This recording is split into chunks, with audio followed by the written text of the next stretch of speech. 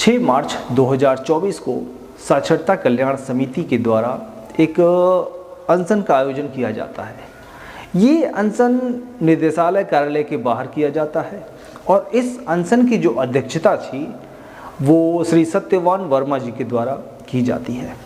इस अनशन का मुख्य उद्देश्य था साक्षरता कर्मियों की संविदा बहाली और दूसरा साक्षरता कर्मियों का जो मानदेय काफ़ी लंबे समय से अटका पड़ा है उसे मुक्त कराना। अब इसमें कितनी कामयाबी हासिल हुई, क्या हुआ, इन्हीं मुद्दों पे आज की हमारी ये चर्चा है। तो चलिए शुरू करते हैं। इस अनशन की जो रूपरेखा थी वो काफ़ी लंबी करने की मंशा थी, आशा थी, इच्छा थी सत्यवान वर्मा की।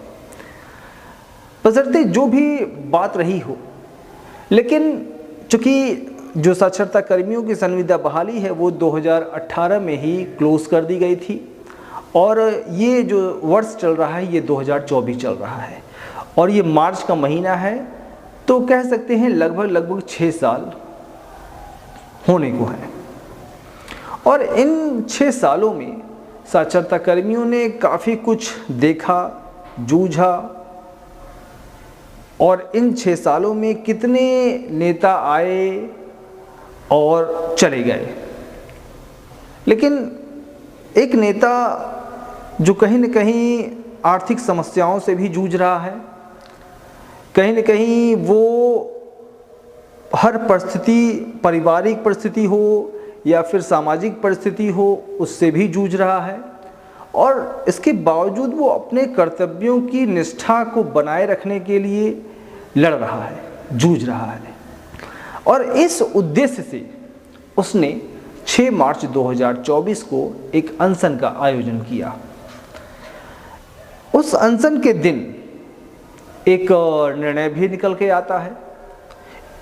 अब उसे हम अनशन की कामयाबी कहें या जो कहें, लेकिन जो भी पत्र जारी होता है वो अनशन के बाद जारी होता है और उस पत्र में ये साफ साफ कहा जाता है कि 16 मार्च 2024 को साक्षरता विभाग के द्वारा, साक्षरता विभाग के जो प्रमुख हैं, निदेशक हैं, डायरेक्टर हैं, उनके द्वारा सभी जो जिला बेसिक शिक्षा अधिकारी हैं उनके द्वारा वीडियो कॉन्फ्रेंसिंग के द्वारा एक बैठक की जाएगी और जो बैठक का मुख्य उद्देश्य होगा वो साक्षरता कर्मियों की जो सैलरी है, जो मानदेय है, उस पर चर्चा करना होगा।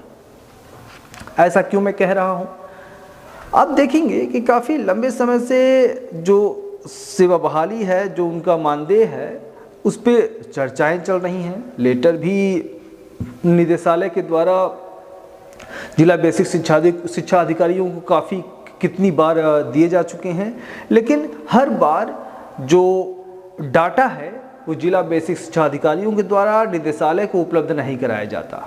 हम कुछ जिलों को अगर छोड़ दें तो बशर्ते फिर निदेशालय के द्वारा कार्रवाई क्यों नहीं की जाती। अब बात करते हैं 16 मार्च 2024 की। 16 मार्च 2024 को निदेशालय कार्यालय के द्वारा वीडियो कॉन्फ्रेंसिंग के द्वारा एक बैठक का आयोजन किया जाता है। बैठक में मुद्दों पे चर्चाएं होती हैं कि क्या कारण है कि अभी तक आप लोगों ने अपने अपने जिलों के डाटा निदेशालय को उपलब्ध नहीं कराए, ताकि आगे की जो कार्यवाही है उसे पूर्ण किया जा सके। तो जो जिला बेसिक शिक्षा अधिकारी आए हुए थे, उस बैठक में शामिल हुए थे, उन्होंने ये बताया कि जो प्रेरक हैं, जो जिला के समन्वयक हैं पूर्व के, जो काम कर रहे थे उस समय, उनकी कहीं न कहीं हमें सहयोग नहीं मिल रहा है, जिसकी वजह से हम डाटा उपलब्ध नहीं करा पा रहे हैं। तो मेरा इस वीडियो के माध्यम से उन जिला बेसिक शिक्षा अधिकारियों को एक छोटा सा सजेशन है और छोटा सा मैं ये भी कहूँगा कि इस महंगाई के दौर में जब 31 मार्च 2018 को संविदा समाप्त कर दी जाती है और आज 2024 मार्च का महीना चल रहा है, इतने साल बीत जाने के बाद क्या साक्षरता कर्मी अपने घरों में बैठा होगा, इस आस में बैठा होगा कि एक दिन उसका मानदेय मिलेगा और उस मानदेय की पूर्ति के लिए या उस मानदेय की प्रोसेस को आगे बढ़ाने के लिए वो रुका रहेगा अपने घर पे? और आपकी वो मदद करेगा। उसके भी बाल बच्चे हैं और उन बाल बच्चों की जीविका चलाने के लिए, उनके पेट को भरने के लिए उसे कहीं न कहीं रोजगार करना पड़ेगा। हो सकता है कहीं बाहर जाना पड़े, और गया भी होगा। हमारे एक सर्वे के मुताबिक लगभग 70% हमारे साक्षरता कर्मी कहीं बाहर में ही जाके काम कर रहे हैं। हमारे प्रेरक बंधु काम कर रहे हैं और काम करना पड़ेगा। काम नहीं करेंगे तो फिर जाएंगे कहाँ, कैसे अपने परिवार का भरण पोषण करेंगे। और उस परिस्थिति में अगर ये कहना जिला बेसिक शिक्षा अधिकारियों का कि प्रेरकों के द्वारा, जिला समन्वयकों के द्वारा, ब्लॉक समन्वयकों के द्वारा सहयोग नहीं किया जा रहा है, तो ये एक बहुत ही निंदनीय बात होगी और बहुत ही गलत बात होगी।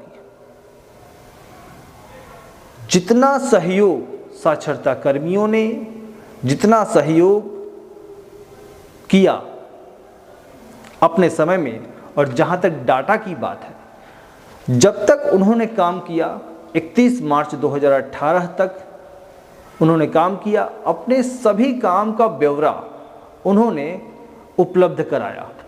जब जब परीक्षाएं हुई, जब जब उन्होंने सर्वे किया, 31 मार्च 2018 तक का सभी डाटा उन्होंने अपने अपने ब्लॉकों में इकट्ठा करवाए, दिए, और उन ब्लॉकों के द्वारा वो सभी डाटा एग्ज़ाम समाप्त होने के बाद, जब भी हर 6 महीने पे एग्ज़ाम होते थे, उन डाटा को जिले पे भेज दिया जाता था और जिले के द्वारा उस डाटा को लखनऊ भेज दिया जाता था।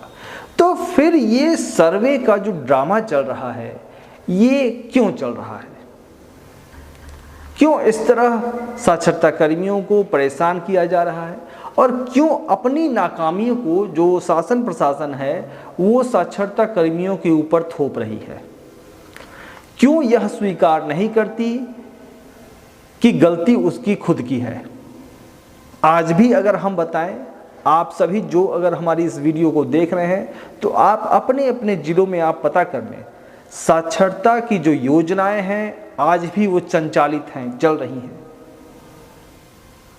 बस प्रेरक उससे दूर है। तो डाटा आपके पास है, नहीं है तो क्यों नहीं है? इसके जिम्मेदार उस ग्राम पंचायत का सचिव है, उस ब्लॉक का खंड शिक्षा अधिकारी है, उस जिले का जिला बेसिक शिक्षा अधिकारी है। और अपनी कमियों को आप न मानते हुए, अपनी कमियों का दोष पूरा अगर प्रेरकों पे, समन्वयकों पे, जिला समन्वयकों पे मढ़ते हैं, तो ये कहीं न कहीं ये आप अपनी नाकामी को छुपाने का काम कर रहे हैं।